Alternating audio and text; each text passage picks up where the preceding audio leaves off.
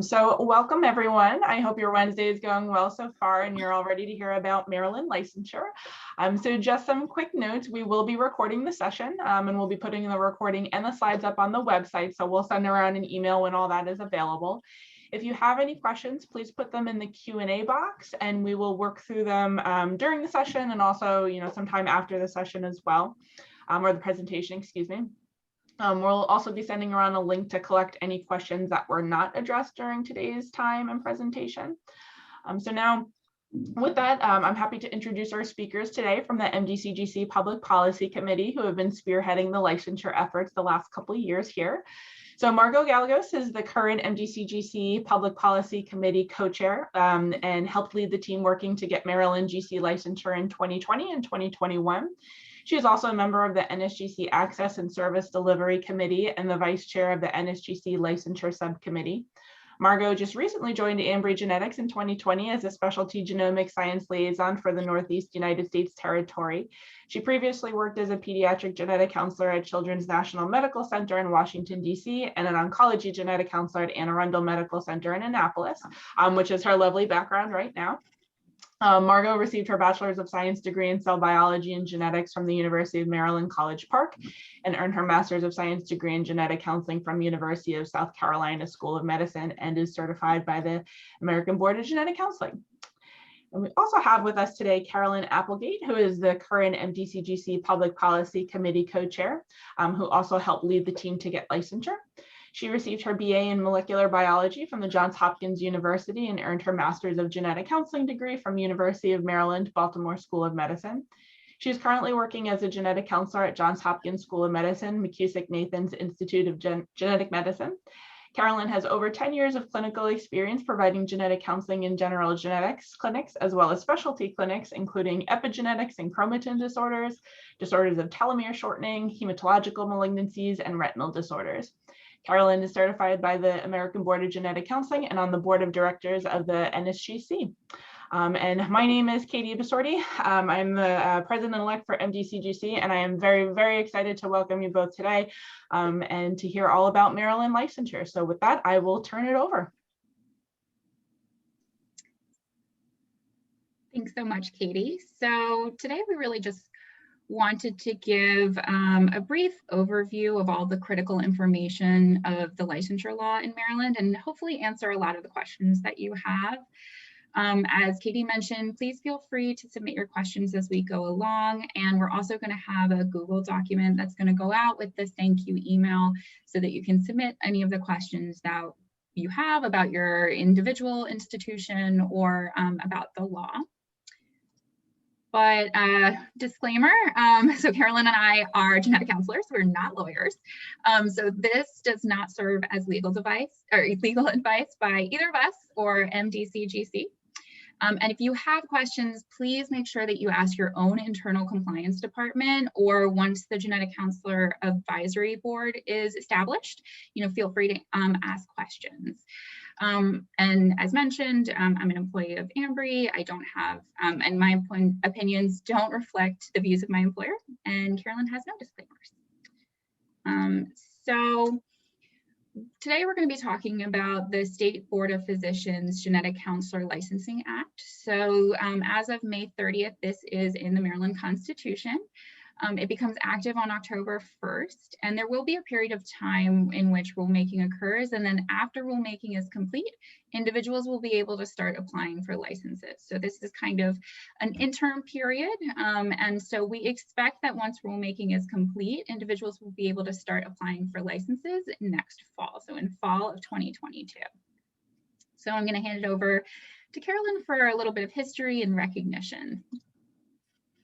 Margot.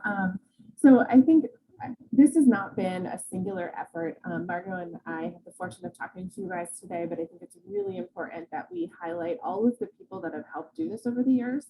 And so just so everybody knows a little bit of background, licensure actually first started being discussed in Maryland in 2004. And at that point, there really wasn't enough support and people kind of didn't really want to kind of move forward at that point.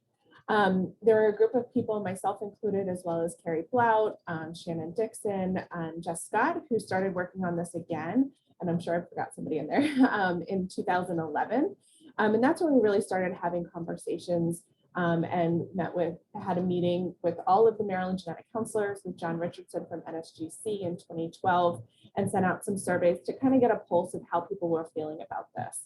And so in 2012, we were having meetings with the Board of Physicians, but at that point, the Board of Physicians was under a complete overhaul in terms of their governance and structure. And so we basically came to the conclusion at that point, it wasn't the right time in Maryland's kind of the way things were working in Maryland at that point to move forward. And then came 2018 when the new governor was elected. And it was right around then that we started reorganizing efforts, saying maybe this is the right time to move forward. And so starting after that election in 2018 into 2019, we really started meeting with University of Maryland's government relations as well as Hopkins government relations to sort of move this forward.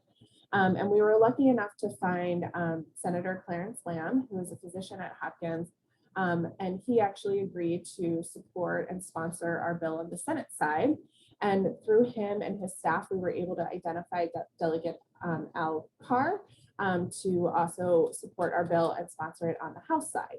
And I can't thank these two individuals and their staff enough. They really have, particularly when we redid this after the COVID crisis in 2020, the staff really kind of carried the weight of this and did a lot of the work to make sure that this moved forward.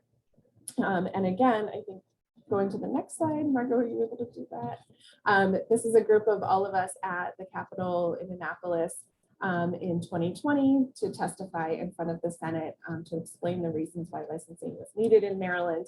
And again, there are people missing here, but we had the pleasure of having some patient advocates come as well. And those patient advocates, so Rosie Brilliant, Lynn Farrow, and Alicia Schlager from Force, were really instrumental in kind of hitting home the importance of genetic counselors as a whole, speaking to our value and pushing this forward. And we were also very lucky to have support from our physician colleagues. So Dr. Adam Riker provided excellent testimony to say, why genetic counselors are important and how we fit into the system, as well as Ada Hamish and Dr. Karen Blakemore from Hopkins really supporting genetic counselors. So again, I am sure I've missed people, but we can't thank you and this large group of people enough for their efforts.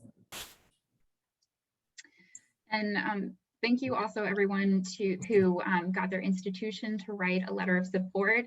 Those were so incredibly helpful. Like, at one of the House committee, they held up all of the letters and they were like, wow, like there are so many letters of support. So every single one made a difference. So thank you all so much for everything that you did to make this happen.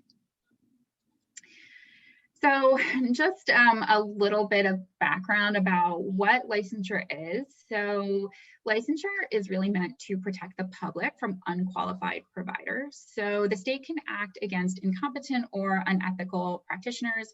They can apply sanctions or suspend or remove licenses, allow referring providers and patients to identify those that are qualified.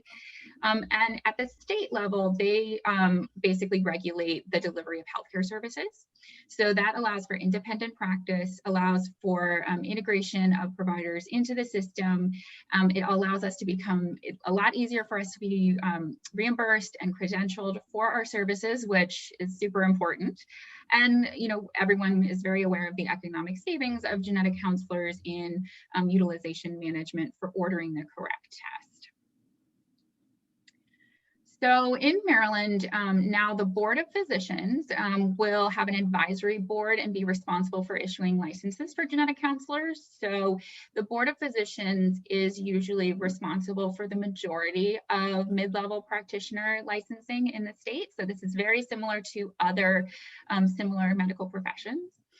So the advisory committee that we will have consists of 3 practicing genetic counselors, 3 licensed physicians, and then 1 unbiased consumer member. So it will be a committee of 7. But it's also important to distinguish the difference between state licensure and federal licensure. So the federal licensure effort really is to allow for recognition of genetic counselors as providers under CMS. And so that really has to do with Medicare, Medicaid, and TRICARE. And most insurance companies actually model their policies after CMS. So that's the reason why it's so important, because there's a lot of downstream processes with other insurance companies. And this allows us to increase access for genetic services to patients, because currently genetic counselors have to bill incident to a physician or a qualified practitioner like a nurse practitioner or PA to be able to bill for services for CMS beneficiaries. And so this really impedes access to genetic counselors, and it's just really inefficient. And so this also would allow for telemedicine services from genetic counselors to Medicare or Medicaid patients, because right now we can't provide those services without a provider present. It's important to distinguish that federal licensure doesn't have to do with test ordering. That's, again, limited to each and every state, and each and every state has different licensure laws. And it does not have to do with multi-state licensure or reciprocity between states. So who will need a Maryland license? So any individual who wishes to practice the act of genetic counseling or call themselves a genetic counselor or anything similar in the state of Maryland will need a license. And so this is based on the patient's location at the time of the appointment, not the provider's location or the patient's home address. And so a license is only needed when you're speaking directly to patients. So this is the important date. Please write it down. Everyone will need a license by January 1st, 2024. And so a license will last 3 years. And again, right now, you don't need to worry about applying for licensure because this is not active and won't become active until October 1st of this year. And then there will be a period of rulemaking. And then once rulemaking is complete and we've really ironed out all of those specific details, then the process of applying will start probably next fall and fall of 2022. So we have a little bit of interim time. So what will you need to get a license? So you will either need to have ABGC certification, or if you are not ABGC certified, you will need all of the following. So you will need to have completed a master's program in an accredited genetic counseling program. You will have to have practiced 10 years before January 1st, 2024. You'll have to have 3 letters of recommendation. And this will have to happen before December 31st of 2024. So if you are not ABGC certified, please make sure that you apply for your first license before that date. Otherwise, you will not be able to get licensure in the state of Maryland. So the process for getting a license, again, we're still trying to iron out the specifics of these, but what is written into the bill is that you will need to complete a criminal background check. You'll have to submit an application to the board before December 31st of 2023, and you'll have to pay the board an application fee. And the board will confirm graduation from an accredited program, and they will also confirm that this individual is ABGC certified or that they're board eligible. Again, we don't know the cost yet. That's still being worked out. And it will be cost neutral, meaning that the board will not be making money off of this. It's just enough to offset the cost of licensure under them. So again, a license will last 3 years. And then when you decide to renew your license, so this is the specific verbiage in the licensure law. So you just need to be of good moral character, which is really just standard language. So that just means that you can't really have had any complaints and you're following the code of conduct. You also will need to pay a renewal fee, and you will also need to have satisfactorily completed all of the CEU requirements, which luckily we need that to maintain our ABGC certification. So you should be doing that. We don't exactly know how we're going to be getting that information yet. It's likely going to be through ABGC, but again, those details will be ironed out. There is a monetary penalty if you fail to meet the CEU requirements. So just make sure that you are continuing with your education. So consultants are defined by individuals who see up to 10 patients per year. So individuals who are outside of Maryland or who are licensed outside of the state of Maryland but seeing less than 10 patients don't need a license. Or if you're a student enrolled in a genetic counseling training program, you also don't need a license, but obviously you need to be supervised by a licensed genetic counselor.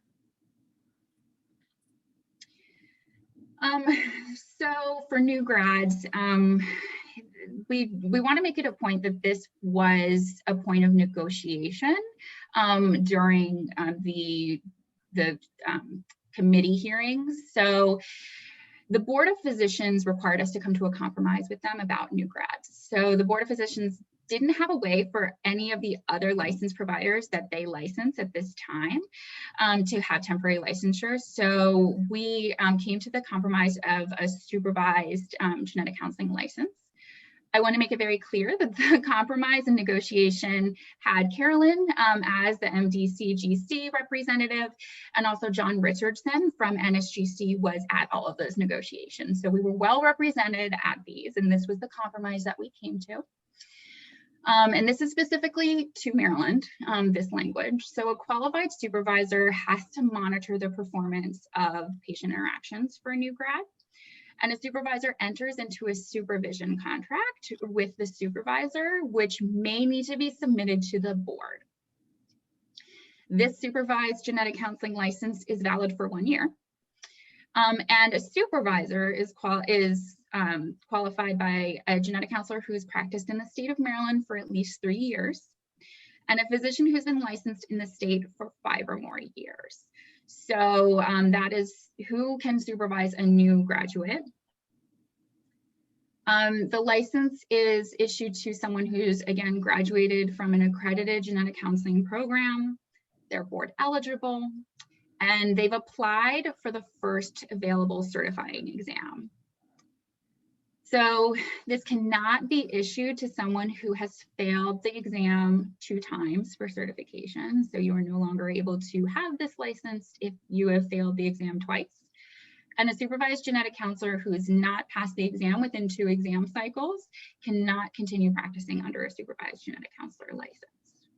Again, if you have any questions about this, please submit it in the chat box, and we're going to come back to this if you have any questions, and Carolyn's monitoring the chat box. So under the Maryland licensure law, we are able to order genetic tests. Yay.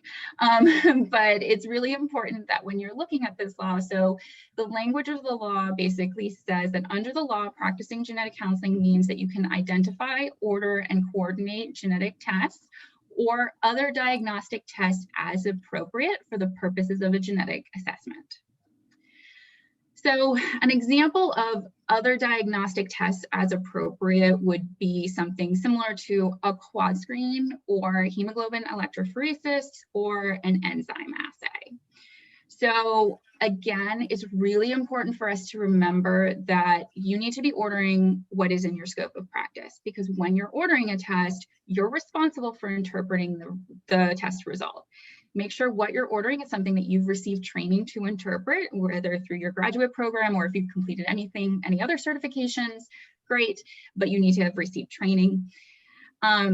That's really all I'm going to say on this, because again, I am not a lawyer. So if you have any questions about whether you can order a test, for now, ask your internal compliance department, or once the Genetic Counseling Advisory Board is established, you will be able to send questions as well.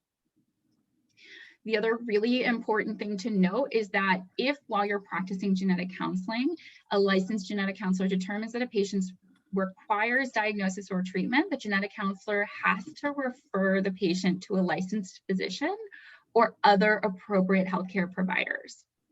So to clarify, this means that if there is management or follow-up that needs to happen based on these results, you need to refer to someone. So this can also mean management of a negative test result.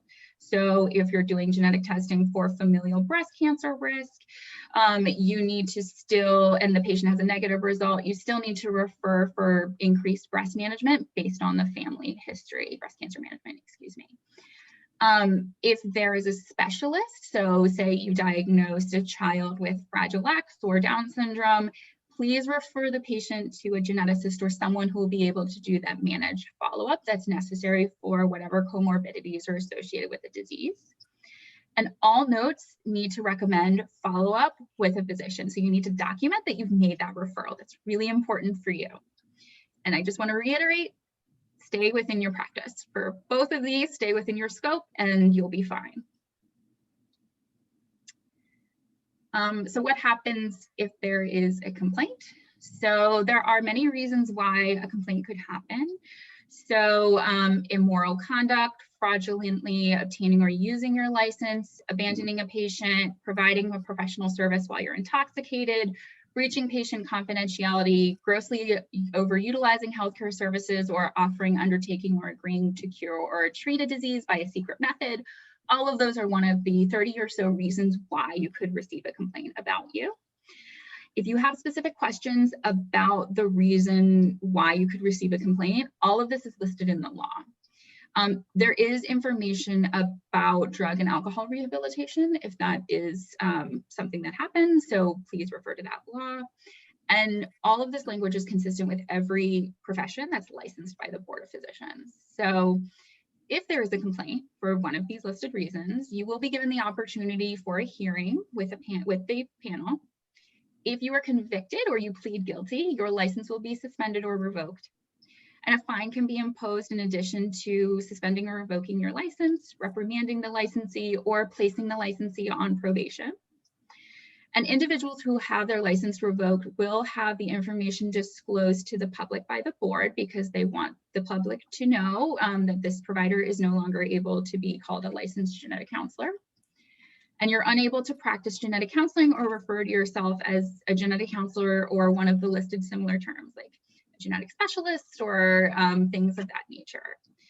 So the violation is a $1,000 fine or imprisonment for 1 year. Anything you want to add, Carolyn, to this? So I just want to reiterate one of the questions just right now is, and I will get to all the other questions in the chat and the Q&A, but what does abandoning a patient mean? That's just standard language that's in the law. I honestly don't have a definition for it right now. We can look into that, but I think it just means not providing care for a patient that you're providing care for at some point. But again, it's very much standardized language. Yeah, or like you order a genetic test result and then you just leave the institution and no one is there to follow up on the results, like things like that. Like you want to make sure that there is a beginning, middle, and end to your genetic counseling consult and relationship. Not like you leave the room to go to the bathroom. You're fine. So obviously in the DMV area, we have a large amount of genetic counselors who are employed by the government. So the language in the law does say that individuals who are employed by the United States government to practice genetic counseling are technically exempt from the law. However, neither Carolyn and I want to say you don't need to be licensed in the state. I think it's really important that if you have that question that you check with your own compliance department, because they're going to be the ones to tell you, if you're a civilian, whether you need to still be licensed, things like that. So just make sure that you know that it is part of the law, but you should definitely check internally with your employer. So again, just to reiterate, we're still not recognized as licensed providers by CMS. So you still can't perform telemedicine services to Medicare or Medicaid patients, unfortunately. If you are performing telemedicine services to a patient in Maryland who has commercial insurance, or you're billing under a provider, you need a license. If you're performing telemedicine services to a patient in another state, you need to be licensed in that state because, again, there is no reciprocity between us and any other states at this time.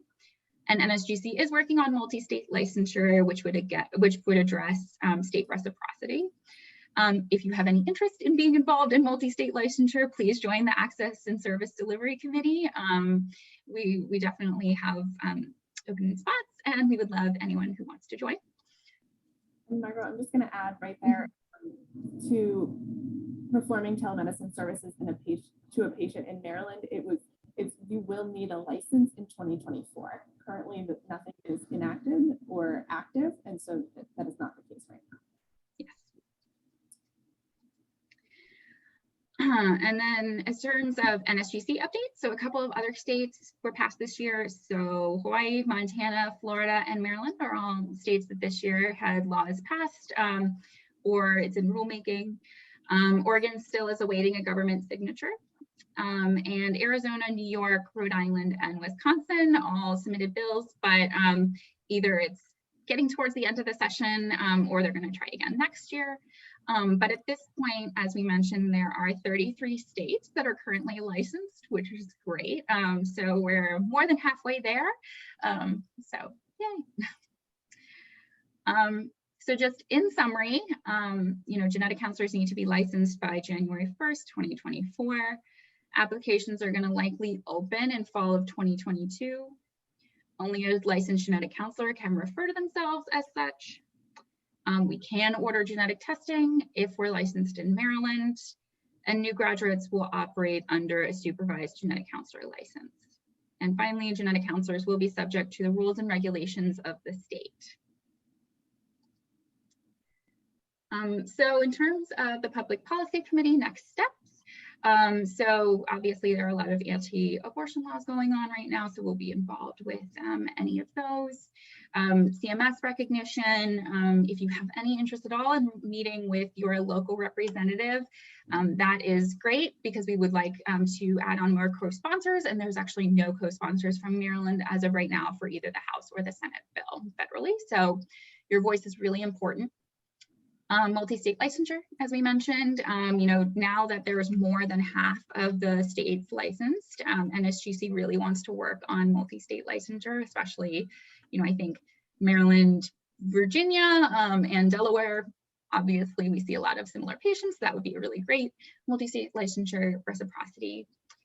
If there are any genetic counselors who are in DC who want to work on licensure, let's go.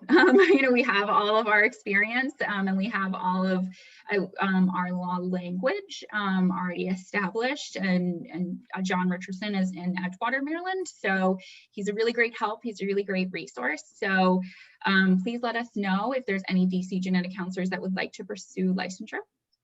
And then finally, we have the DEJI subcommittee, which is under the Public Policy Committee. They've sent out a couple of emails recently about some of the surveys. So please feel free to volunteer your time for the Public Policy Committee or that subcommittee. And then that was kind of the time for questions, and Carolyn's been monitoring the questions, but we have about a half hour, so please feel free. This is your time to ask us. So we have gotten some questions, so I'm going to start addressing those. First, Lisa, we confused it still. It's DEIJ. So the committee's name is DEIJ. I wanted to first address some of the questions about other providers and providing genetic counseling. So for physicians, it is within their scope of practice to offer genetic counseling and provide genetic counseling. So licensure does not change the ability of physicians to perform genetic counseling or order tests. It does, however, narrow since it's based on scope of practice, it does narrow it that nurses cannot call themselves a genetic counselor unless they have this training, which is accreditation by the American Board of Genetic Counseling, so a master's degree, and then certification. So for physicians, it doesn't limit, but for other practitioners, it does mean that they cannot say that they are providing genetic counseling or that they are a genetic counselor. Another one of the questions I want to get a little bit into is about cost. So as we discussed, it is meant to be cost neutral, which means that the cost is based basically on the time of an individual who is checking with ABGC about certifications, who is verifying the education So talking to the program directors or verifying, getting letters that say that a person has actually completed that master's program.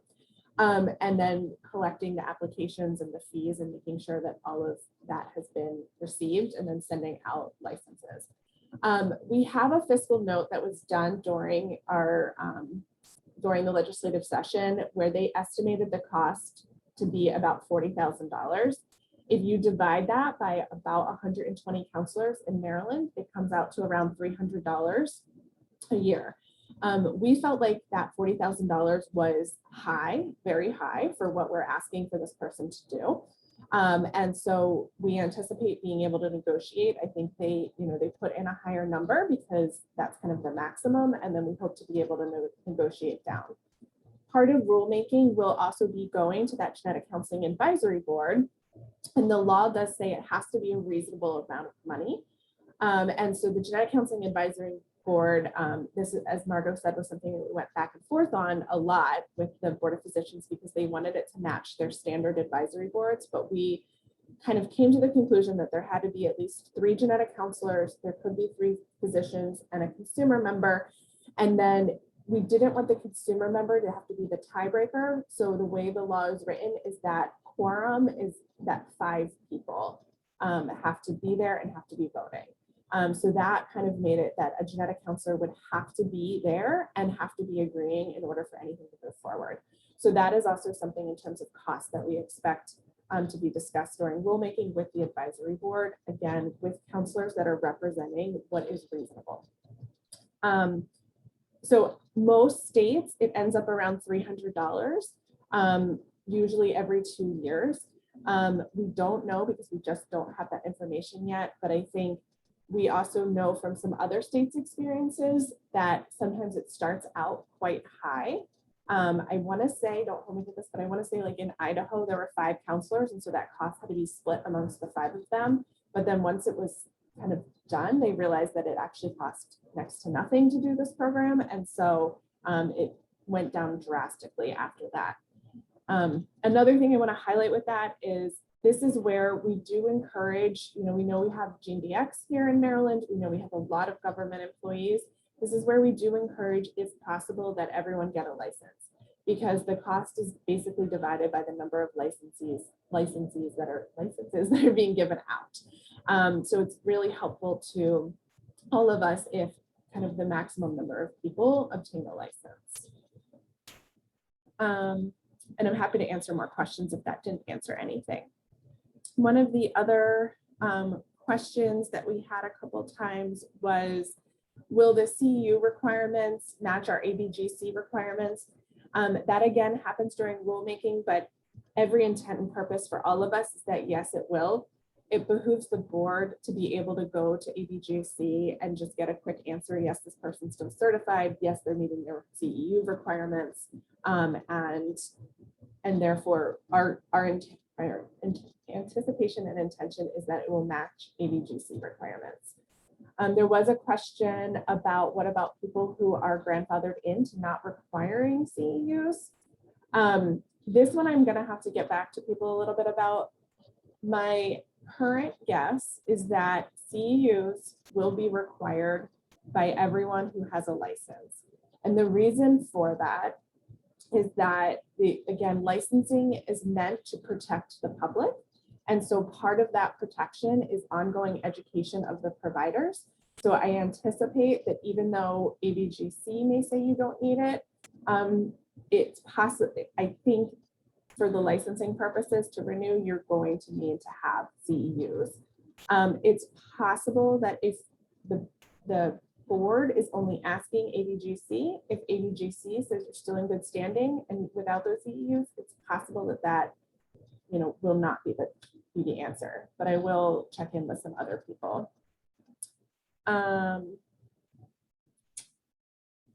This is a good point. I said that the fiscal note was $300 a year. Would it be per year or per 3 years of the license? So I assume that you have to pay the 3-year fee. So then it would be 300 times 3 for 900. But again, I still think that's a gross overestimate of the actual cost. And similarly, can the denominator be increased since so many telehealth companies will be getting GC licenses? And yes, I think that will also play into it. So that's what's hard here, is it's hard for us to know the exact cost, because some of it is what the state requires and the Board of Physicians requires to hire a person to cover us. And then that is divided by the number of people getting licenses. So it's a little bit of a moving target. Carolyn, it looks like we got a lot of questions about how the board will be established. So did you want to speak to that? Because there's quite a few questions on that. Yes, so we did go back and try to figure it out. So the standard way that the Maryland Board of Physicians does this is that they will, once they're ready to convene this group, they will post it on their website and ask for individuals to submit themselves or others who are interested. However, at that point, the board actually does appoint the people who will sit on that committee. So we will, and likely the board, Margot and I have been in contact with the board. They kind of know that MDCGC is the place to come to ask this question. So I anticipate that they will also, in addition to putting on their website, contact Margot and I and MDCGC for who is interested in doing this, but then ultimately they appoint that person. And that probably also applies to the physicians who are also, you know, we would like, you know, the physicians to be physicians who work with genetic counselors and obviously know what our role is. So hopefully, you know, that again has not been established yet, but that is something that was voiced, that we would like that to be. And it is specified in the law that the physician has to have worked or has worked directly with a genetic counselor. So it is specified that those individuals have to be familiar with genetic counseling. It cannot just be any physician out there. And the term is about 3 years, but the first 3 years, it's staggered so that people roll off, so that there's a constant change in the composition of the board. That is also outlined in the law at the very last page.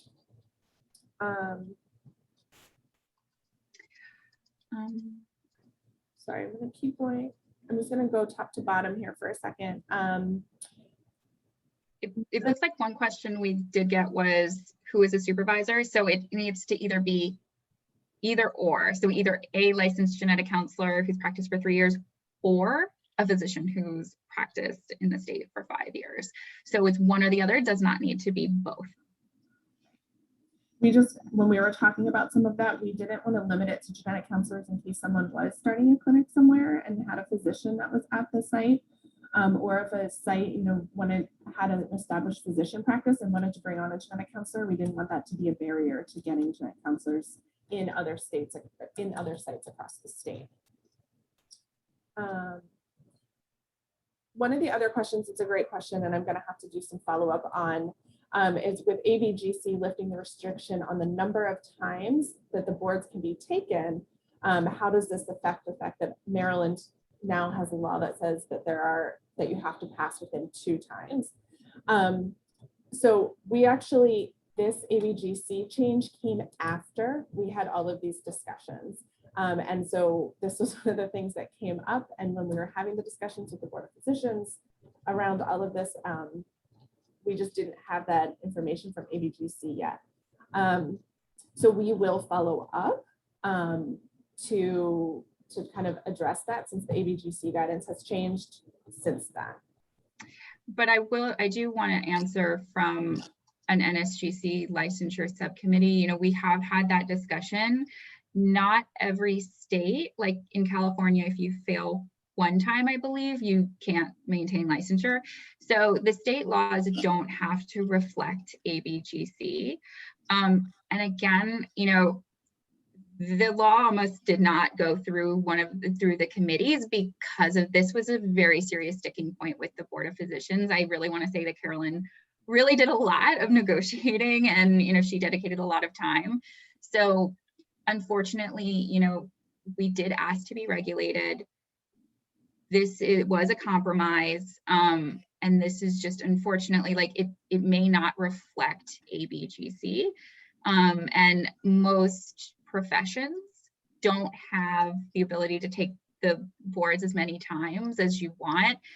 So I can't see the board favoring unlicensed genetic counselors practicing for prolonged periods, given the discussions that we had. I will be very upfront about that. Even though we don't know, I would say it's probably going to stay very similar to the way it is right now. Yes, I would agree. And again, it's the idea that we're protecting the public. And so what I can imagine happening is after if you failed your boards the second time, then that period of time where you're unlicensed, you're not going to be able to practice and call yourself a genetic counselor. You might be able to still work at your position under a different title, but not that one. But if you pass on the third time, then you would be eligible to resubmit. And at that point, you've passed your boards. And so I think at that point, you would be eligible to resubmit for a license, because ABGC is going to say, yes, this is a certified genetic counselor. And yes, this person graduated from an accredited program. And so you have met those requirements for a license. There is also another question here about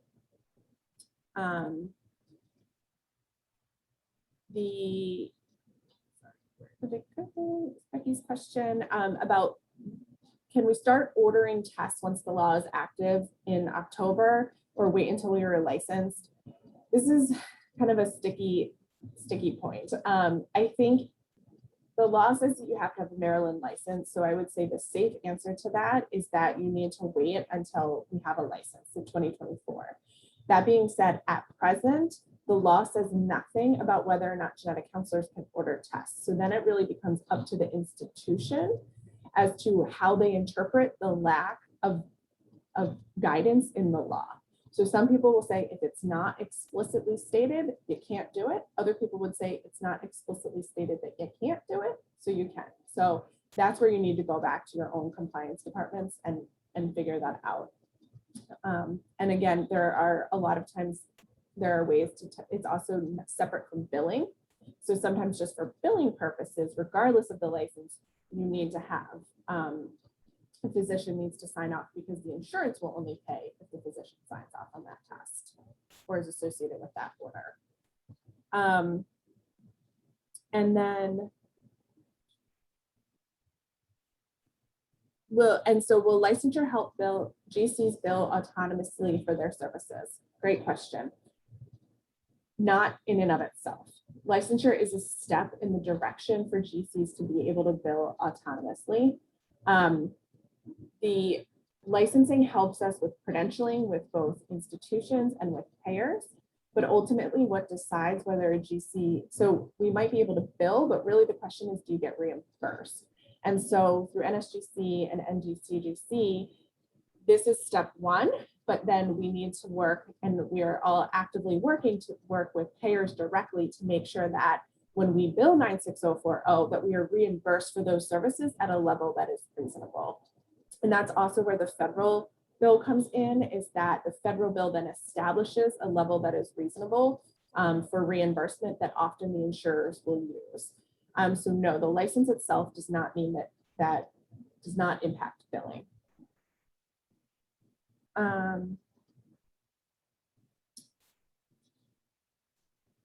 So can you clarify the limits on this license with regards to seeing patients with Medicare and Medicaid?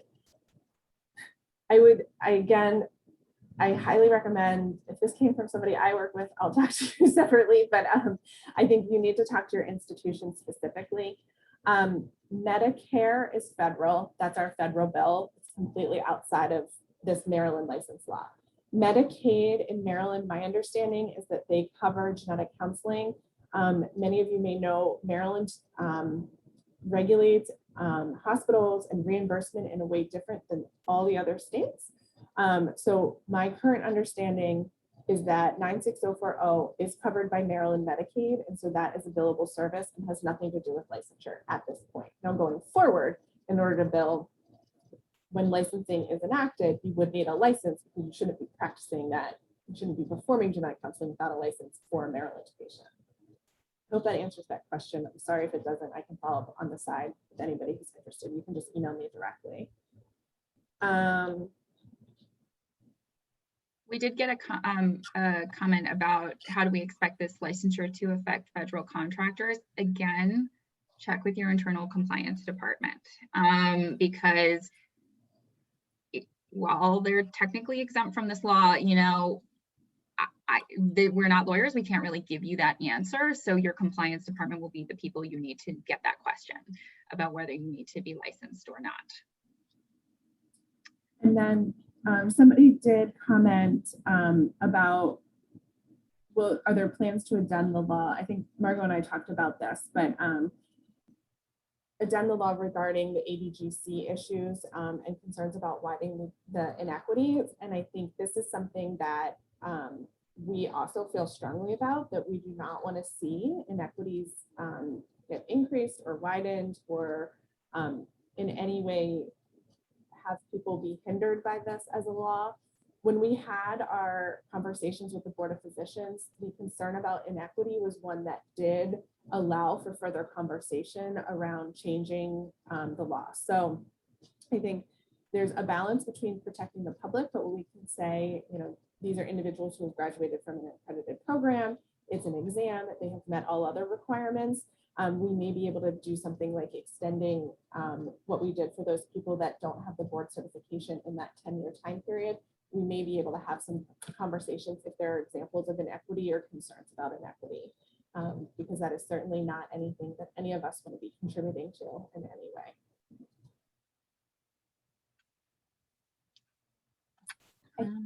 All the questions. If Yeah, please repost your question for me in the Q&A.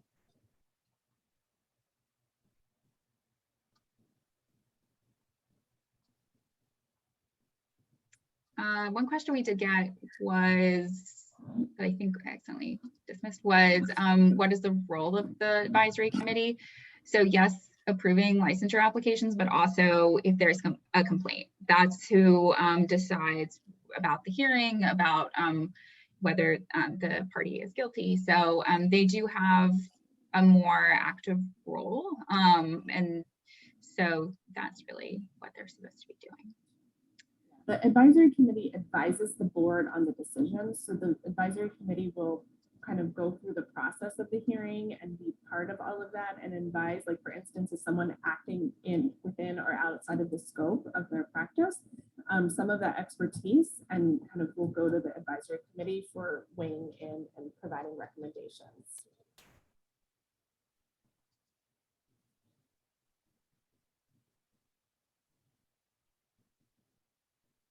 So it looks like we have answered the majority of the questions, I think, but like we mentioned at the beginning, we will be sending out that Google spreadsheet. So, you know, please feel free to ask questions, but again, I really strongly advise if you have questions about, you know, your individual institution, that you discuss it with your compliance department. And the law language will be going out in the thank you email. So the law is like 25 pages-ish. It's not that high level, you know, so I think, you know, definitely review the law, make sure you understand all of the limitations, but yeah, that's kind of it. And Katie, did you have anything you wanted to add or any closing statements? And I just want to say thank you to everybody. This was not a singular effort. We really appreciate everyone's help and support, and you know, we're excited that this has finally come to fruition after many, many years. So thank you to everybody who has participated actively or even inactively, just with your support. So thank you. And on behalf of MDCGC, I'd just like to say thank you to you both for putting together these slides and presenting it to us. It's a lot of really good information. Again, we have recorded this and we will be posting this and the recording and the slides on the website. It will take probably at least a few days. It's not going to be an instant put up on the website, but we will let you know by email when that goes up. And if you have any other questions, please let us know. Thanks, guys. Thank you. Have a good rest of the day.